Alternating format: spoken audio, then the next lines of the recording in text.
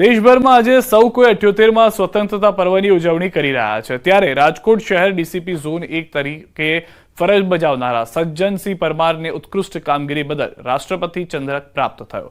વીજ ઇન્જિનિયરથી પોતાના કરિયરની શરૂઆત કરનારા સજ્જનસિંહ પરમાર વર્ષ 2005થી ગુજરાત કેડરના અધિકારી તરીકે ગુજરાતમાં ફરજ બજાવી રહ્યા હતા। પોતાના પરિવારમાં મોટાભાગના લોકો ડોક્ટર તેમજ અન્ય પ્રોફેશન સાથે જોડાયેલા છે ત્યારે સજ્જનસિંહ પરમાર ગુજરાતના જુદા જુદા જિલ્લાઓમાં એસપી તરીકે ફરજ તેમજ શહેરમાં ડીસીપી તરીકે ફરજ બજાવી ચૂક્યા છે।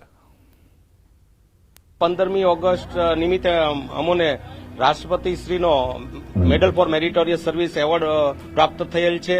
અમોએ 19 વર્ષની સર્વિસ પૂરી કરેલ છે। 2005માં અમો ડાયરેક્ટ ડીવાયએસપી તરીકે લાગેલ હતા અને 2012માં આઈપીએસનું નોમિનેશન મળ્યું। ડીવાયએસપીમાં અમોએ રાજકોટ શહેરમાં જામનગર, વેરાવળ, ડીસા, રાધનપુરમાં નોકરી કરેલ હતી।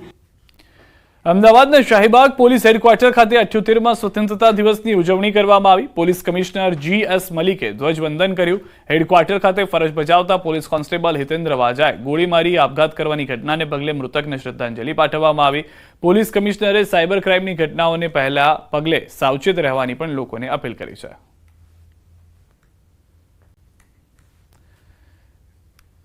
આ તરફ સુરત શહેર પોલીસ દ્વારા પણ 15મી ઓગસ્ટની ઉજવણી કંઈક અલગ રીતે કરવામાં આવી। પોલીસ સ્ટેશનમાં ફરજ બજાવતા મહિલા કર્મચારીઓ માટે ડીસીપી દ્વારા એક ખાસ મૂવીના કાર્યક્રમનું આયોજન કરવામાં આવ્યું જેમાં મોટી સંખ્યામાં મહિલા કર્મચારી જોડાયા હતા અને તમામ મહિલા કર્મીઓ દ્વારા ડીસીપી તથા તમામ અધિકારીઓનો આભાર પણ માનવામાં આવ્યો હતો। પોલીસ ડિપાર્ટમેન્ટની અંદર બધા તહેવાર આવે ત્યારે બંદોબસ્ત હોય પણ આ 15મી ઓગસ્ટ અને 26મી જાન્યુઆરી એ બે દિવસો છે પોલીસના તહેવાર છે। આ સ્વતંત્રતા દિવસની ઉજવણીના ભાગરૂપે ઝોન 3ની મારી ટીમ દ્વારા એક મૂવી જોવાનો પ્રોગ્રામનું આયોજન કરવામાં આવેલું છે જેમાં મારા જે ટોટલ 5 પોલીસ સ્ટેશન છે આ 5 પોલીસ સ્ટેશનની અંદર જે મહિલા કર્મચારી છે જેમાં કોન્સ્ટેબલથી લઈને સબ ઇન્સ્પેક્ટર સુધીના જેટલા બી મહિલા કર્મચારી છે આજે બધાને અહીંયા મૂવી જોવા માટે આમંત્રણ આપવામાં આવેલું છે। અમને મૂવી જોવા માટે બોલાવ્યા છે અને એન્જોયમેન્ટ કરવા માટે બોલાવ્યા છે એ માટે અમે અમારા ડીસીપી સાહેબના ખૂબ ખૂબ આભારી છીએ। એ વાત બહુ સારી છે કે સાહેબે હજી અમને બધી પોલીસ મહિલા જે છે કારણ કે અમે કોઈ પણ કામ કરીએ સ્ટ્રેસફુલ કામ કરતા હોઈએ છીએ અમે અને હાલ જે અમે સ્ટ્રેસ મૂકીને બધું ઘરે મૂકીને અમે આવ્યા છીએ અને આજ પોલીસ પરિવાર એટલે આમ મોટા ભાઈ તરીકે અમે ડીસીપી સાહેબ અમને ટ્રીટ કર્યા છે। આ તરફ અમદાવાદમાં સોના ચાંદીના ભાવ ઘટતા હવે બજારમાં સોના ચાંદીની ખરીદી કરાઈ રહી છે ત્યારે રક્ષાબંધનના તહેવારને લઈને શહેરમાં સોના ચાંદીની રાખડી ખરીદવાનો ટ્રેન્ડ જોવા મળી રહ્યો છે। બહેનો પોતાના ભાઈ માટે જ્વેલર્સની દુકાનમાં સોના ચાંદીની રાખડી ખરીદતી જોવા મળી રહી છે। માર્કેટમાં સોના ચાંદીની રાખડીની અવનવી વેરાયટી જોવા મળી છે। વેપારીઓએ સોનામાં 80 લાખની રાખડી જ્યારે ચાંદીમાં 50 લાખની કિંમતનો સ્ટોક રાખ્યો છે। આ વખતે રાખડી ખરીદવા માટે જ્વેલર્સની દુકાનમાં સૌથી વધારે ભીડ જોવા મળી રહી છે। મહત્વનું છે કે આજે 24 કેરેટ સોનાનો ભાવ 72,900 જોવા મળ્યો જે ગઈકાલે 72,600 હતો જ્યારે આજે ચાંદી 83,400ના ભાવ પર જોવા મળી જેને લઈને બહેનો રુદ્રાક્ષવાળી ઓમ ગણપતિ લખેલી રાખડીઓ વધારે પસંદ કરી રહી છે। ત્યારે સોના ચાંદીના ભાવમાં જે ઘટાડો થયો છે તેમાં બહેનો છે તે સૌથી વધારે રાખડીની ખરીદી કરતી જોવા મળી રહી છે।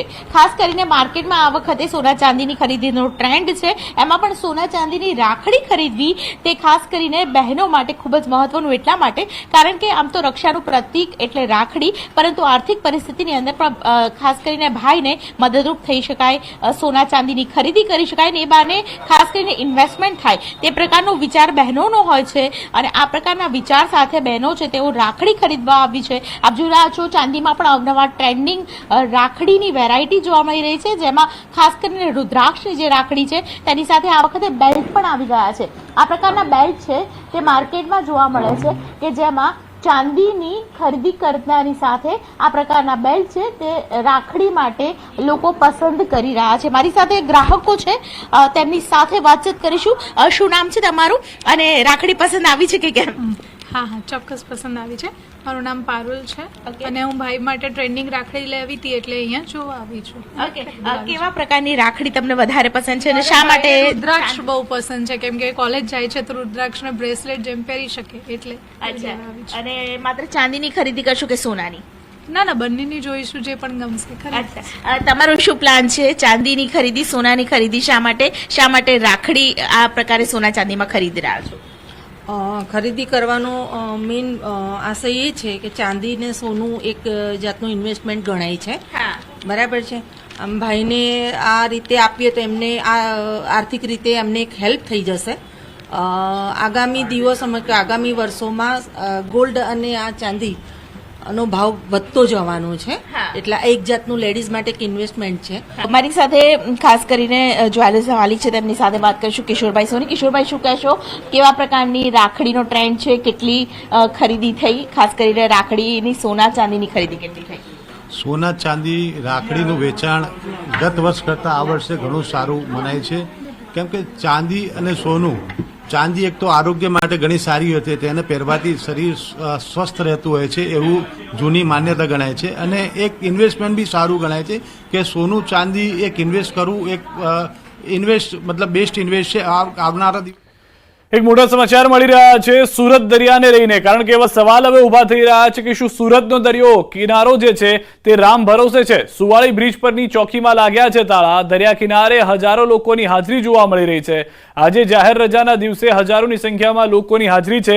લોકો સેફટી અને સુરક્ષાના નામે અનેક સવાલો ઉભા કરી રહ્યા છે. 2 દિવસ પહેલા દરિયા કિનારે કરોડોનું ડ્રગ્સ પકડાયું હતું અને હાલમાં મોટી સંખ્યામાં લોકો ત્યાં આગળ ઉપસ્થિત છે, પરંતુ પોલીસ ચોકીને તાળા મારેલા છે. હવે જો આમાં કોઈ દુર્ઘટના ઘટે છે અથવા હાલમાં જે રીતે ડ્રગ્સના કેસ સતત જોવા મળી રહ્યા છે કે જે દક્ષિણ ગુજરાતના દરિયા કિનારાથી ડ્રગ્સ પકડાઈ રહ્યું છે, બિનવારસી ડ્રગ્સ અલગ અલગ થેલામાં આવી રહ્યું છે, તો તેને પકડવા માટે પોલીસ એક તરફ એક્ટિવ હોવી જોઈએ, વધુ પોલીસ ફોર્સ ત્યાં આગળ હોવી જોઈએ. તેના બદલે પોલીસ ચોકીને તાળા મારી દીધા છે. બીજી તરફ આજે દ્રશ્યો જોઈ રહ્યા છો માનવ મહેરામણને લઈને કોઈ દુર્ઘટના સર્જાશે તો જવાબદાર કોણ?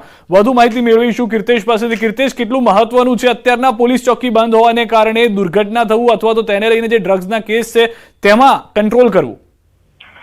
બિલકુલ સિદ્ધાર્થ, સુરતનો સુવાલી બીચ છે પર્યટન સ્થળ તરીકે ધીરે ધીરે આગળ વધી રહ્યું છે, ત્યારે આજે 15મી ઓગસ્ટ હોવાને લઈને રજાનો દિવસ છે, લોકો મોટી સંખ્યામાં પહોંચતા હોય છે. અને 2 દિવસ પહેલા આ દરિયા કિનારેથી કહી શકાય કે 2 કરોડ એટલે કે 3 કિલો કરતા વધુ અફઘાની ચરસનો જથ્થો મળી આવ્યો હતો. ભૂતકાળમાં અહીંયા 15 કરોડનો જથ્થો મળી આવ્યો હતો. એટલે કે આ સમયે પોલીસે ત્યાં હાજર રહેવું જોઈએ, નહીં કે પોલીસ ચોકીને તાળું મારી દેવું જોઈએ, જેને લઈને ચોક્કસ કહી શકાય તો દુર્ઘટના બને કે આ પ્રકારની ઘટના ખૂબ જ ગંભીર વસ્તુ કહી શકાય. આભાર કીર્તેશ સમગ્ર માહિતી બદલ. હાલ રોકાઈશું એક વિરામ માટે.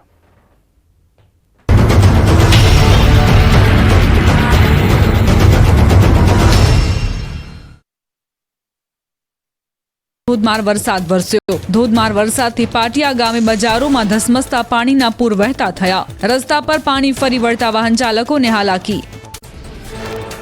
અમરેલીના બગસરા પંથકમાં વરસાદી માહોલ જામ્યો. બગસરા શહેરમાં ધોધમાર વરસાદ વરસતા મુખ્ય બજારોમાં ઘૂંટણસમા પાણી ભરાયા. બગસરા સહિત આસપાસના વિસ્તારોમાં પણ વરસાદ વરસ્યો. અમરેલી જિલ્લામાં લાંબા વિરામ બાદ જામ્યો વરસાદી માહોલ. વડિયા સહિત આસપાસના હનુમાન, ખીજડીયા, તોરી, રામપુરમાં ધીમી ધારે પડ્યો